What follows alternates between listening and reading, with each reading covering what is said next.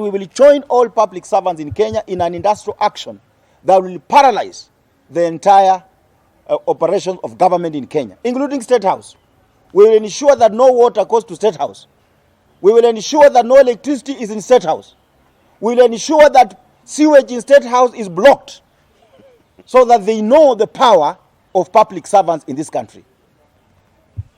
We will also make official protest tomorrow to SRC, Ministry of Labor and Social Protection, and other government agencies that are responsible for salaries and remuneration of public servants in Kenya, objecting to roadside political gimmick being orchestrated by SRC towards public servants. We will not be abanging back for SRC. Let SRC come and tell Kenyan people the role it has played to ensure that salaries and remuneration of this country is contained. It is so strange, it is so ironic that SRC can sit here and remain quiet when the president said give MCS 2 million shillings for cars. The following day, Lini Mengich had already written a letter authorizing that money to be given, even before a meeting was held of the commission. It is so strange that today we are looking at a possible referendum which is going to increase the number of members of parliament, which is going to increase the number of senators, which is going to increase the executive at the top, expand it.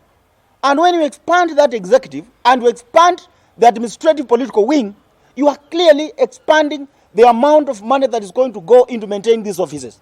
For heaven's sake, SRC that is crying about wage bill has not made any presentation to BBI. What irony is this? It simply shows that SRC is politically captured.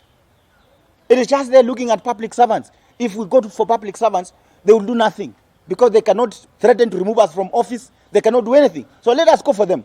If SRC has got women, men and women who care for this country, they should have opposed the proposal to expand the executive. They should have opposed the proposal to increase members of parliament, and they should have gone to ensure that the lowest paid worker in this country is earning salary which you can describe as decent salary that affords someone a decent living.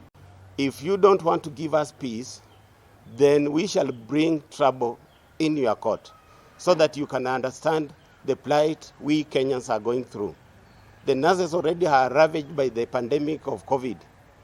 They don't have adequate PPEs in the area of work. They don't have even money to bring them back on duty, given that now there is a curfew. And yet, you people are telling us that you are going to stop salary increments.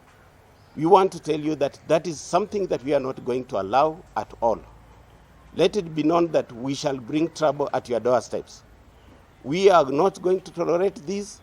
And in case you are going to continue with whatever you are saying, then we are very ready to call our members for an industrial action so that it will be known to you that we are not silent just because you have said. We are silent because hatuna lingine la kusema. The nurses of this nation are already strained. Some are undergoing a lot of depression. Some are committing suicide because of the cost of living that is going high, and they are traumatized by the effects of COVID-19. I want to tell them that they should know that the nurses are now suffering. Some of them who get infected by COVID-19 buy their own oxygen.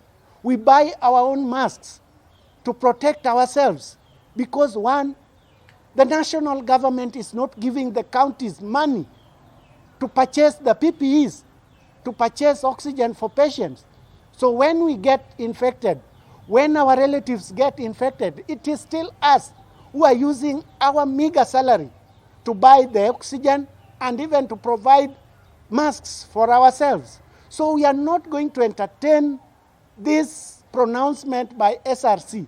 They must reconsider it and they must rescind it before it goes far.